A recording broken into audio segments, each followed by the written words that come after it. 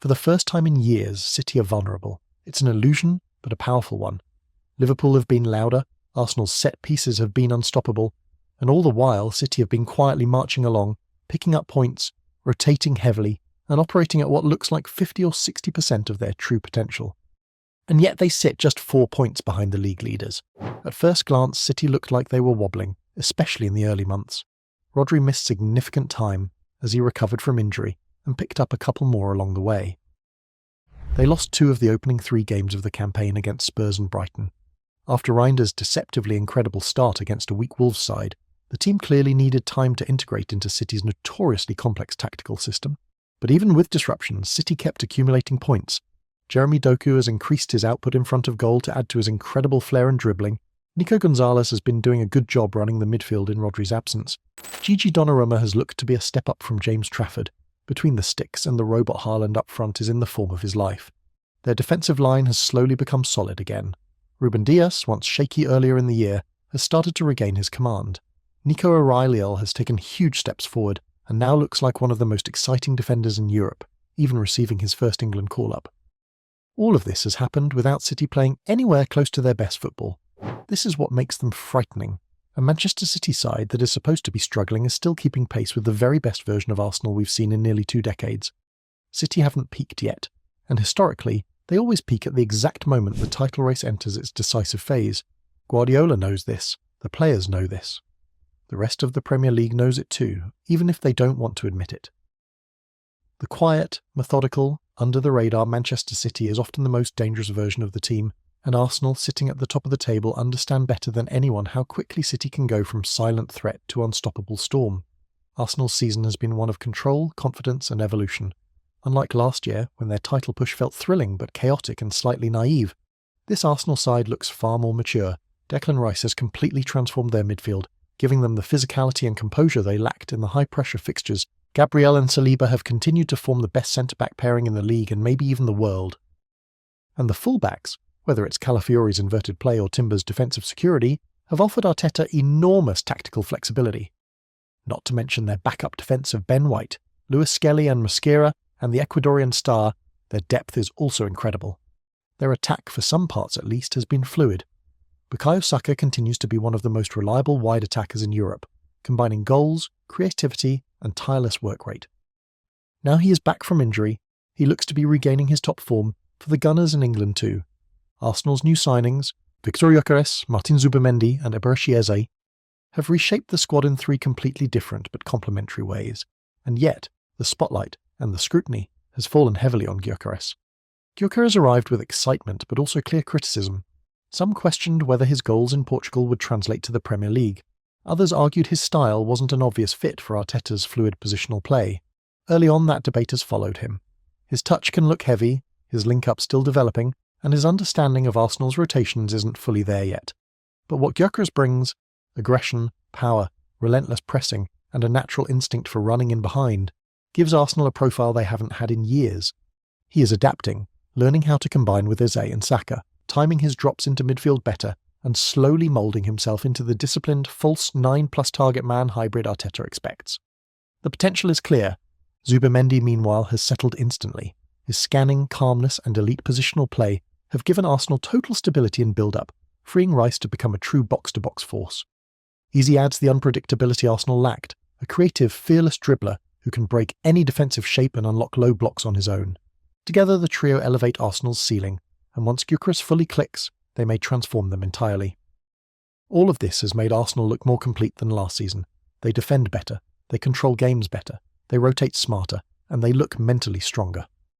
Arsenal enters the 2025/26 season with a squad brimming with talent, and several players are expected to be pivotal in Arteta's plans. On the left wing, Leandro Trossard and Martinelli bring contrasting but complementary qualities that can define Arsenal's attacking identity. Trossard, the Belgian international, is a versatile forward who thrives in tight spaces. His intelligence in movement, ability to cut inside and precise shooting make him a constant goal threat. While he may not have the raw pace of Martinelli, Trossard's vision and composure allow him to link play effectively, often creating opportunities for teammates as well as himself. Gabriel Martinelli, on the other hand, epitomizes energy and directness. Known for his electrifying pace, relentless pressing, and clinical finishing, Martinelli is ideal for stretching defences and exploiting high defensive lines. His instinctive runs behind defenders complement Trossard's more cerebral approach, allowing Arsenal to switch seamlessly between possession-based build-up and rapid transitions. Together, they provide Arteta with a left-wing axis capable of breaking down even the most organised defences. In goal, David Raya is expected to be a cornerstone for Arsenal's ambitions this season. Raya, who combines exceptional shot-stopping ability with composure under pressure, is more than just a reliable last line. His proficiency in playing out from the back gives Arteta tactical flexibility, enabling the team to maintain possession and build attacks methodically. His command of the area, particularly in set-piece situations, ensures stability defensively, while his quick reflexes and anticipation make him dangerous against one-on-one scenarios. A confident goalkeeper like Raya is crucial for a side that relies on high pressing and a high defensive line. In midfield, Declan Rice has emerged as a transformative figure for Arsenal. Known for his defensive acumen, Rice provides balance and protection to the back four, breaking up opposition attacks with timing and intelligence. Beyond defensive contributions, Rice's ability to drive forward with the ball and switch play with accurate long passes allows Arsenal to transition from defence to attack fluidly. His presence also provides leadership in the middle of the park, anchoring the team and ensuring younger talents like Martinelli and Trossard can express themselves with confidence. Rice's blend of physicality, tactical awareness, and passing range makes him indispensable in both domestic and European competitions.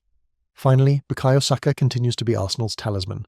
Saka's combination of technical ability, vision and creativity makes him arguably the most influential attacking player in Arteta's squad. Capable of operating on the right or centrally, Saka consistently delivers incisive passes, dribbles and goal contributions.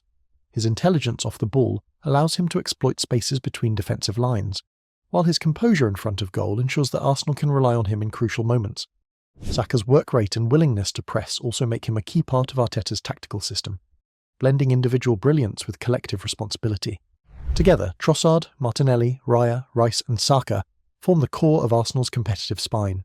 Their combination of creativity, dynamism, defensive stability and leadership gives Arteta the tools to challenge at the highest levels, making them the players to watch as Arsenal seeks silverware this season. Arsenal's set-piece game remains one of their sharpest weapons this season, even if their recent dead ball productivity has cooled off. Their set-piece XG for 2024/25 stands at 17.40 according to StatMuse, which still places them among the elite in the league. Under set-piece coach Nicolas Jova, Arsenal have built a highly structured corner routine system where they almost always use in-swinging deliveries, mainly from Bukayo Saka and Declan Rice, and run coordinated patterns to overload the box. At the heart of their set-piece threat is Gabriel Magalhaes. His aerial presence is unmatched.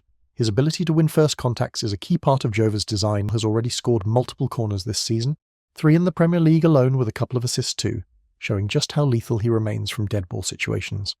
That said, Arsenal's sharpness from set plays has dropped, and both their XG and conversion from these situations have dipped recently. But even with all of that progress, the pressure sitting on Arsenal's shoulders is heavier this time. Last year, they chased the dream without expecting to be challengers so soon. This year, they expect to be challengers. They expect to win. And that expectation is a new psychological burden. One City do not carry, because they've already lived through it and conquered it. When Arsenal play well, the football is outstanding. But when they drop even slightly below their maximum level, the result often becomes a draw instead of a win, or a narrow loss instead of survival. Their margin for error is incredibly thin, and this thin margin is where Manchester City thrive. Arsenal know that City are coming. They know that the 4-point gap is deceptive. They know that being top at Christmas means nothing when Pep Guardiola's team is only a few games from switching into their relentless, historic late-season rhythm. And this is where Arsenal's fear lies. They are performing close to their ceiling already, whereas Manchester City are performing nowhere near theirs, and still remain within touching distance. If Arsenal slip even a little bit, City will be there, waiting, watching, ready to strike. And that reality, one Arsenal cannot control, adds pressure to every pass, every miss, every injury, every decision from Arteta, and every single match week between now and May. What makes Manchester City so dangerous this season is how their new core of players has already reshaped the team's identity. Erling Haaland remains the Premier League's most terrifying forward, not only because of his goal scoring, but because of the way he forces entire defensive lines to adjust around him. His movement alone creates space, alters marking schemes, and gives City control of the final third before he even touches the ball. Jeremy Doku brings the complete opposite type of threat. Pure chaos. His acceleration, one-on-one ability and unpredictability dismantle defensive shapes, and give City an outlet when matches become tight or congested. You can prepare for structure, but you can't prepare for Doku's spontaneity. Nico O'Reilly is the surprise breakthrough. Calm, technical, and tactically intelligent, he is slotted with maturity beyond his years. His ability to progress play, find pockets of space, and link phases of possession makes him one of Guardiola's most trusted young players this season. At the back, Ruben Dias continues to anchor everything with leadership and defensive authority. His presence elevates the entire back line. Behind him, Gianluigi Donnarumma has added a new level of security. His reach, shot-stopping, and command of the area make City far harder to break down, and the decision to play Matthias Nunes at right-back has become one of Guardiola's cleverest tweaks. His athleticism and ball-carrying allow him to step into midfield, overload central areas, and give City fluidity and build-up that few teams can match. This new core, Haaland, Doku, O'Reilly, Dias, Donnarumma and Nunes, hasn't just kept City strong, it has reinvented them, and that evolution is exactly why they remain the most frightening team Arsenal will face in the title race.